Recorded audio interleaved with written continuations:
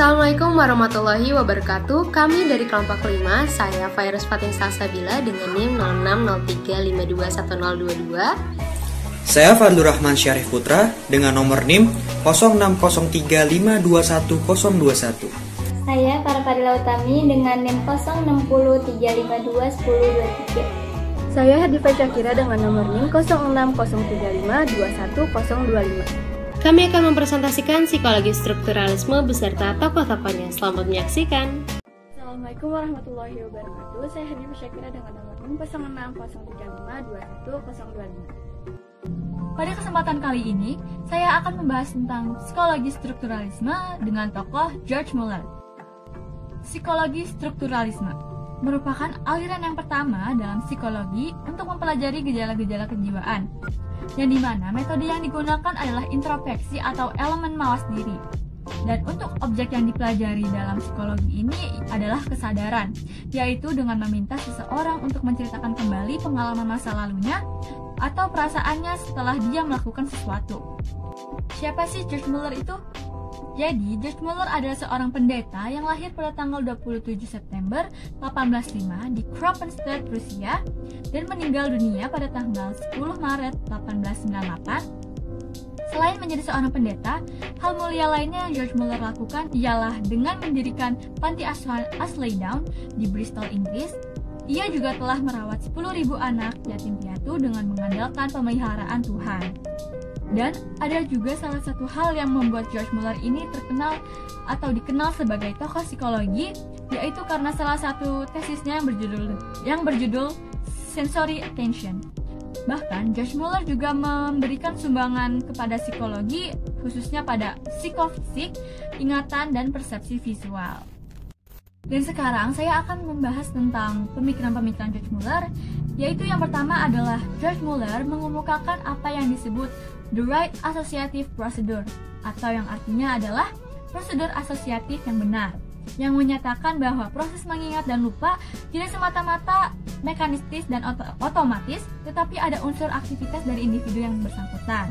Dan yang kedua, ada George Muller menentang hukum Weber-Fechner dan mengemukakan pendapatnya sendiri tentang hukum psikofisik dan hubungan antara persepsi dan hubungan rangsangan syaraf. Yang terakhir adalah George Muller mengatakan bahwa persepsi menimbulkan jejak-jejak tertentu seperti pada lensa kamera yang meninggalkan jejak-jejak gambar pada film.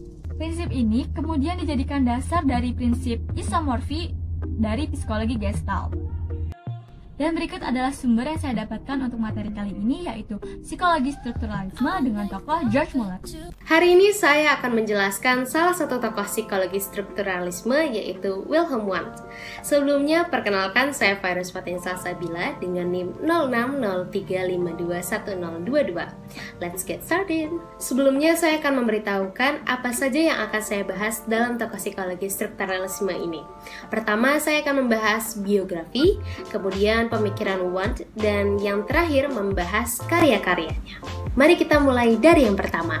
Wilhelm Maximilian Wundt, atau yang kerap disapa Wilhelm Wundt, lahir di Jerman 16 Agustus 1832 dan wafat di usianya yang ke-88 tahun pada 31 Agustus 1920. Wilhelm Wundt adalah seorang dokter sekaligus psikolog, fisiolog, dan juga profesor. Ia dikenal sebagai penemu psikologi modern dan dikenal juga sebagai bapak psikologi eksperimental. Sekitar di tahun 1879, ia mendirikan sebuah laboratorium di sebuah universitas kedua tertua di Jerman, yaitu Universitas Leipzig. Ia mendirikan laboratorium tersebut untuk melakukan riset psikologis. Di tahun 1881, ia juga membuat jurnal riset psikologis pertama. Di sepanjang hidupnya, ia telah menulis lebih dari 54.000 halaman buku dan laporan penelitian. Ia menghabiskan 46 usianya untuk melatih para psikolog dan membimbing 186 dokter. Di masa-masa terakhir hidupnya, ia fokus dengan studi psikologi sosial dan budayanya. Selain itu, ia juga telah menyelesaikan 10 jilid karyanya di bidang psikologi sosial. Selanjutnya, mari kita bahas pemikiran Wundt. Pemikiran yang pertama, adanya an alliance between two science atau aliansi antara dua ilmu, yaitu ilmu fisiologi dan psikologi. Fisiologi merupakan sebuah ilmu tentang fenomena kehidupan yang kita persepsikan melalui penginderaan eksternal. Sedangkan psikologi adalah yang memungkinkan manusia melihat ke dalam dirinya dari sisi internal dirinya sendiri. Jadi memang kedua ilmu ini terkait dengan pemikiran Watt yang pertama. Aliansi ini juga sebagai aparatus atau alat dan juga teknik pengukuran di bidang fisiologi yang kemudian diaplikasikan ke bidang psikologis. Karena itulah, Watt menamakan cabang ilmu baru sebagai psikologi eksperimental. Pemikiran yang kedua yaitu tentang pandangannya terhadap psikologi sebagai ilmu dan metodenya. Metode yang Watt anjurkan untuk strategi ilmiahnya buat mengeksplor psikologi adalah experimental self-observation atau introspection, yaitu sebuah pengembangan dari metode perenungan. Metode experimental introspection tadi sangat diutamakan oleh Watt dalam penelitiannya. Pada masa ia memahami mind sebagai studi yang mencakup unconsciousness atau ketidaksadaran. Metode ini dianggap lebih unggul daripada introspeksi yang tradisional karena mampu lebih menjangkau tahap unconsciousness daripada yang terakhir. Metode ini juga digunakan pada subjek dewasa yang normal. Kemudian metode lainnya ada comparative psychological dan historical psychological. Pada metode comparative psychological, ini ditujukan untuk anak-anak, binatang, dan individu dengan gangguan kejiwaan untuk melihat perbedaan-perbedaan mental mereka. Sedangkan metode historical psychological, metode itu untuk melihat perbedaan mental seseorang dari ras dan kebangsaan yang berbeda. Selanjutnya, pemikiran yang terakhir tentang pemahaman Watt tentang psikologi relatif konstan, yaitu as the study of the mind and the search for the laws that govern it, yang artinya sebagai studi pikiran dan pencarian hukum yang mengaturnya. Namun, pandangannya tentang metode paling tepat untuk menggali mind dan ruang lingkup mind itu sendiri berubah sejalan dengan perkembangan kematangan intelektualitasnya. Selanjutnya, Watt telah menghasilkan banyak karya. Berikut ada beberapa karya yang dapat saya tampilkan. Yang pertama, ada Principles of Physiological Psychology. Karya tulis ini menjadi salah satu yang sangat penting dalam sejarah psikologi. Karya tersebut memakai sistem dalam psikologi yang berupaya menyelidiki pengalaman langsung dari kesadaran, termasuk perasaan, emosi, gagasan, terutama dijelajahi melewati introspeksi. Selanjutnya yang kedua ada An Introduction to Psychology, ketiga Elements of False Psychology, dan yang terakhir keempat Lectures on Human and Animal Psychology. Sekian, terima kasih. Assalamualaikum warahmatullahi wabarakatuh. Saya Farah Fadila Utami dengan NIM 06035211023. Kali ini saya ingin menjelaskan sedikit tentang tokoh psikologi strukturalisme, yaitu Edward Bravo Titchener.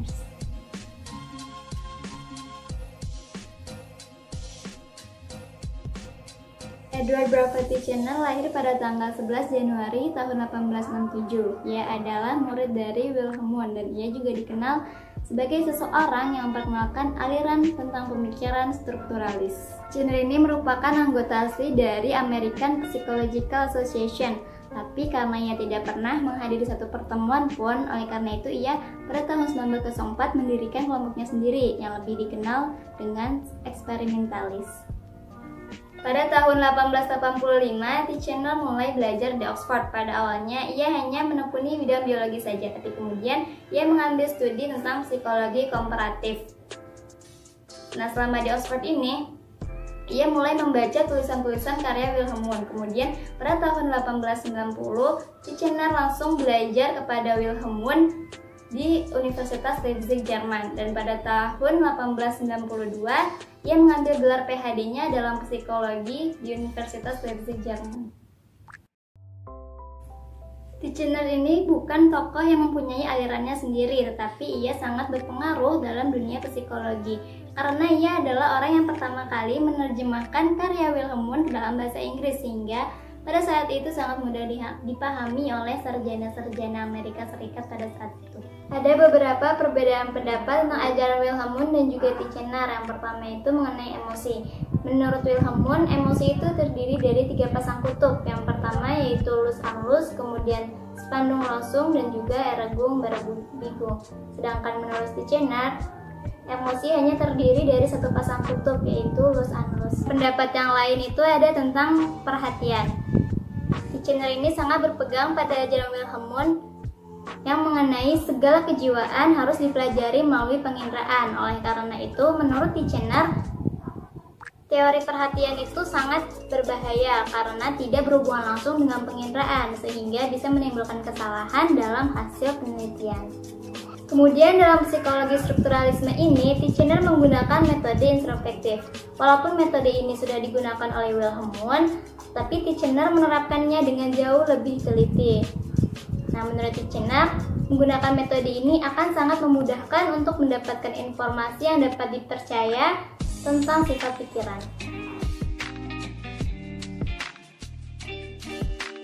Assalamualaikum warahmatullahi wabarakatuh. Saya Fadlur Rahman Syarif Putra dengan nomor NIM 0603521021 dari kelompok 5 bab 6 tentang psikologi strukturalisme. Oswald Kulpe, salah satu psikolog Jerman ini lahir pada 3 Agustus 1862 dan meninggal 30 Desember 1915. Awalnya ia adalah seorang sejarawan dari Latvia, tetapi karena ia tertarik dengan psikologi, maka ia belajar kepada Müller di Jerman.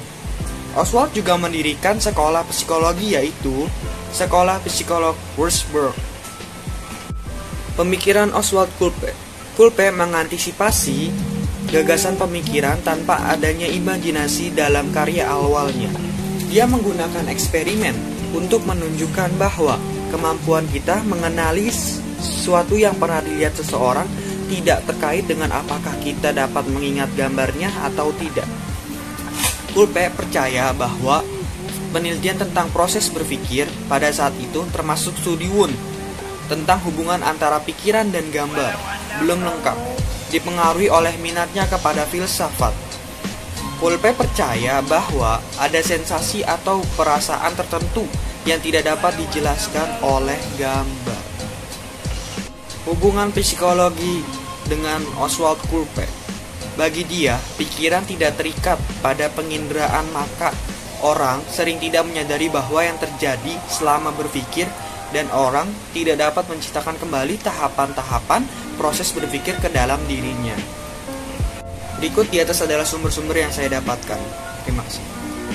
Ya, sekian yang bisa saya sampaikan. Lebih kurangnya mohon maaf. Assalamualaikum warahmatullahi wabarakatuh. Terima kasih.